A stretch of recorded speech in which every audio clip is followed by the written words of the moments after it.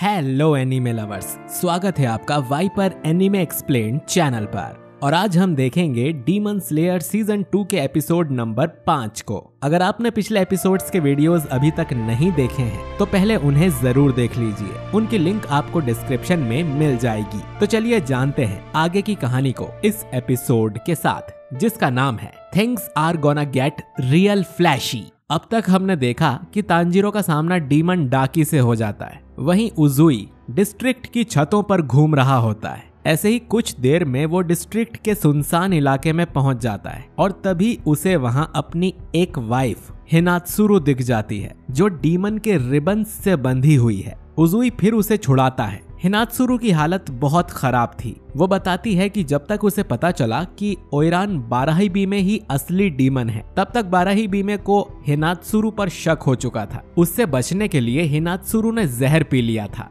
और इसीलिए हिनात्सुरु उजुई से बात नहीं कर पा रही थी। वो फिर उजुई को उसे छोड़कर डाकी से लड़ने जाने के लिए कह देती है, जिस पर उजुई जवाब देता है कि वो जा रहा है, मगर हिनात्सुरु को दिया हुआ एंटीडोट जैसे ही असर करे, हिनात्सुरु को ये डिस्ट्रिक्ट छोड़कर जाना पड़ेगा। और हिनात्सुरु भी मान जाती है और माफी मांगती है क्योंकि वो उजुई के किसी काम नहीं आई। उजुई दोबारा से डिस्ट्रिक्ट की छत पर आ जाता है और सोचता है कि लड़ाई अब शुरू हो चुकी है। फिर वो कंसंट्रेशन के साथ डीमन को खोजता है और उसे डीमन का पता लग जाता है। डीमन जमीन के बहुत अंदर था। उजुई जल्दी से अपनी तलवार निकालता है और साउंड ब्रीदिंग का फर्स्ट फॉर्म रोर इस्तेमाल करते हुए बहुत जोर से तलवार जमीन में गाड़ देता है। धमाका इतना तेज होता है कि दूसरी तरफ डाकी भी उसे सुन लेती है। डाकी तांजीरो से पूछती है कि आखिर तुम लोग हो कितने, जिस पर तांजीरो बताने से मना कर देता है। डाकी बोलती है कि अगर तुम इसका जवाब दे देते तो मैं तुम्हारी यूजलेस लाइफ को बख्श देती, पर अब नहीं।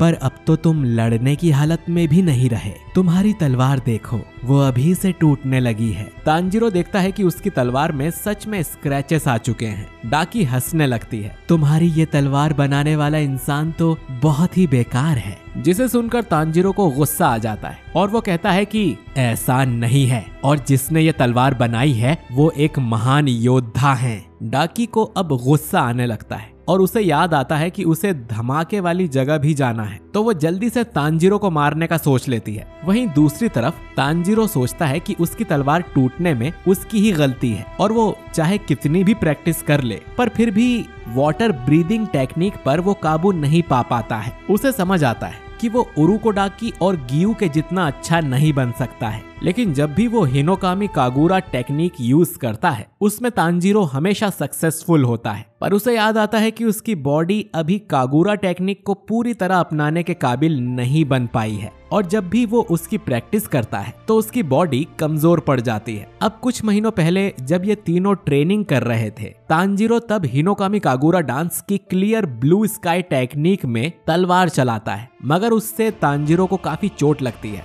और वो गिरकर बेहोश हो जाता है क्योंकि तांजीरो हिनोकामी को सिर्फ एक बार ही यूज कर सकता है। अब प्रेजेंट में तांजीरो हिम्मत करके डाकी की ओर अटैक करने जाता है। इतने में डाकी भी अपने रिबन्स तांजीरो की ओर भेजती है और तांजीरो हिनोकामी कागुरा रेजिंग सन इस्तेमाल करता है। डाकी हैरान रह जाती है कि तांजीरो ने अपने लड़ने की टेक्निक बदल दी है और अब वो पहले से भी स्ट्रॉन्ग बन गया है। तांजीरो फिर डाकी के पास आता है और फ्लेम डांस यूज करता है, जिससे डाकी पीछे हट जाती है। तांजीरो को याद होता है कि इस अटैक में तलवार 2 बार घुमाई जाती है, जिसके चलते उसके पास अभी भी एक मौका है। डाकी अपना रिबन तांजीरो के गले पर लाती है, मगर इतने में तांजीरो वहां से गायब हो जाता है और जैसे ही डाकी उसे खो देती है, तांजीरो अचानक से डाकी पर पीछे से अटैक करने आ जाता है। तभी उसे डाकी के गले में ओपनिंग थ्रेड भी दिख जाती है। तांजीरो फिर हिनोकामी कागुरा का फायर व्हील यूज करके डाकी को मारने ही वाला होता है, पर डाकी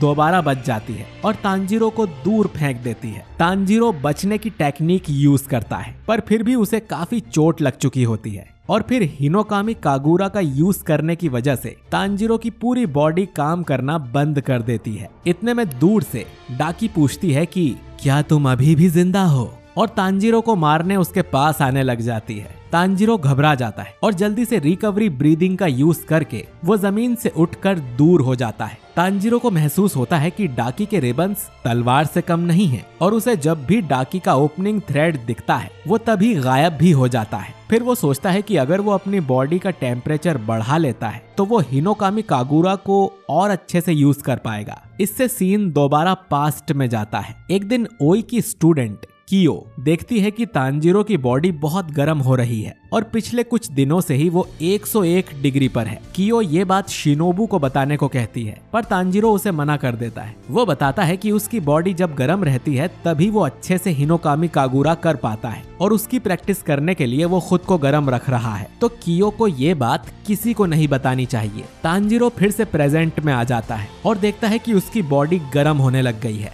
अब तांजीरो में ताकत आने लग जाती है। वहीं डाकी सोचती है कि उसे इस बच्चे से लड़ना आसान लगा था पर ऐसा नहीं है। तांजीरो दूसरी तरफ सोचता है कि उसे अब अपनी पूरी ताकत लगानी पड़ेगी ताकि वो सभी लोगों को डाकी से बचा सके और वो नहीं चाहता है कि कोई भी ये दर्द सहे, कोई भी परेशान हो या कोई भी किसी अपने को खो दे। और इसी के साथ तांजीरो अपनी तलवार उठाता है और डाकी पर हमला करने के लिए आगे बढ़ जाता है। दूसरी तरफ ओगिमितो हाउस में एक लड़की चिल्लाती है कि हाउस में एक राक्षस घूम रहा है जिसका सिर जंगली सुअर के जैसा है पर उसका कोई भी विश्वास नहीं करता। इतने में इनोसुके जमीन के अंदर से निकल कर आता है और सभी को वह दिख जाता है जिससे सारी लड़कियां डर जाती हैं और इनोसुके अपने सेंसेस से डीमन का पता लगा लेता है। उसे हाउस के नीचे से ही डीमन का एहसास हो जाता है तो वो वहाँ की जमीन भी खोद देता है। जमीन के अंदर एक पतला सा खुफिया रास्ता इनोसुके को दिखाई देता है लेकिन वो इतना पतला था कि इनोसुके का सिर्फ हेड ही उसमें जा पा रहा था। तो उसके अंदर जाने के लिए इनोसुके अपनी पूरी बॉडी की हड्डियों को डिसलोकेट कर लेता है और होल के अंदर सांप के जैसा रेंगते हुए जाने लग जाता है। उस रास्ते से इनोसुके बाहर और एक सुनसान अंधेरी जगह पर पहुंचता है। वहां आकर उसे हर तरफ रिबन्स ही रिबन्स बने हुए दिखाई देते हैं जिसमें उन लोगों की तस्वीरें होती हैं जो गायब हुए हैं। इनोसुके फिर अपनी बॉडी दोबारा जोड़ता है और उसे समझ आता है कि ये तस्वीरें नहीं बल्कि असली इंसान है और इस डीमन की पावर इंसानों को इस तरह से कैद करने की है। चलते चलते इनोसुके के पैर में कुछ आ जाता है और वो देखता है कि जमीन पर बहुत सारे कंकाल पड़े हैं। उसे पता चलता है कि डीमन लोगों को यहाँ कैद रखता है और भूख लगने पर इन्हें रिबन में से निकाल कर खा जाता है। इनोसुके को फिर जेनित्सु भी दिख जाता है और वो सोचता है कि ये यहाँ क्या कर रहा है। इतने में उसे पीछे से आवाज आती है कि ये तो मुझे सोचना चाहिए। इनोसुके देखता है कि वो एक रिबन है जिसकी आंख और मुंह है और जल्दी ही दोनों में लड़ाई शुरू हो जाती है। पर इनोसुके चालाकी से रिबन से लड़ते लड़ते इंसानों के रिबन्स काटने लग जाता है। रिबन इनोसुके की ये स्किल और दिमाग देखकर उससे बहुत इम्प्रेस होती है और सोचती है कि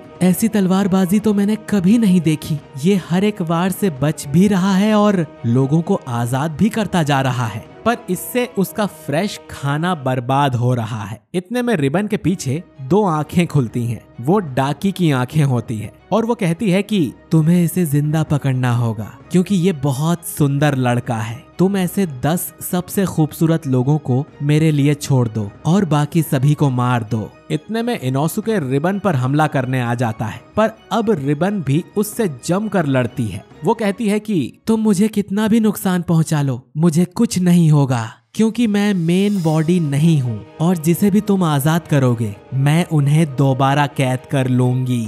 इनोसुके मुड़कर देखता है कि कुछ रिबन्स उसके बचाए लोगों पर अटैक करने जा रहे हैं। इनोसुके उन्हें बचाने जाता है मगर इतने में कुछ चाकू लगने से रिबन्स कट जाते हैं। इनोसुके देखता है कि सामने 2 लड़कियां खड़ी हैं। वो कहती हैं कि हम भी तुम्हारा साथ देंगे। फिर वो उसे बताती हैं कि वो सुमा और माकियो हैं, उजुई की दूसरी और तीसरी वाइफ्स।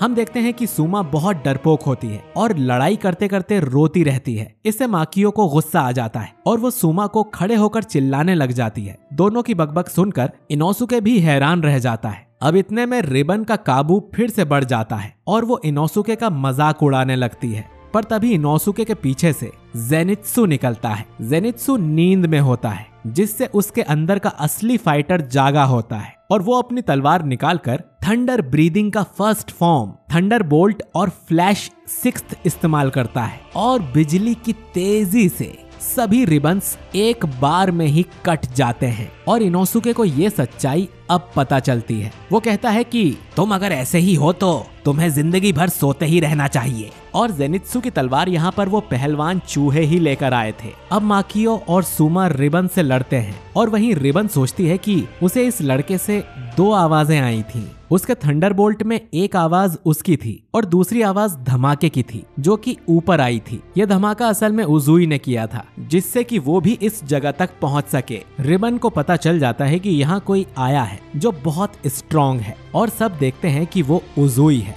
रिबन उसे देखते ही समझ जाती है कि वो हाशिरा है और डर जाती है और इतने में उजुई आकर एक झटके में सारे रिबन्स खत्म कर देता है। माकियो और सुमा उसे देखकर इमोशनल हो जाती हैं। माकियो फिर सोचती है कि ऐसा पहले बिल्कुल नहीं था। अपनी जान की परवाह करना उसे सिखाया ही नहीं गया था। ऐसी ट्रेनिंग हुई थी उनकी। पर जब वो उजुई से मिली तो उजुई ने उसे सबसे पहले खुद को बचाने की बात कही जो माकियो ने पहली बार सुना था। उजुई फिर कहता है कि उन तीनों का मकसद उसके पास वापस लौटना है और उन्हें अपनी लाइफ ऐसी ही जीनी चाहिए जिसमें सबसे पहले दर्जे पर वो खुद को रखें, फिर लोगों को और उसके बाद उजुई को। और वहीं उजुई डीमन स्लेयर है तो उसका सबसे बड़ा मकसद लोगों की रक्षा है। पर फिर भी वो अपनी तीनों वाइफ्स को सबसे ज्यादा इम्पोर्टेंस देता है और इस बात पर माकियो को भरोसा नहीं होता कि कोई इंसान ऐसा भी सोच सकता है। वो फिर ये बात हिनात्सुरु से डिस्कस करती है जिस पर हिनात्सुरु कहती है कि अगर लॉर्ड टेंजेन को ये बात मंजूर है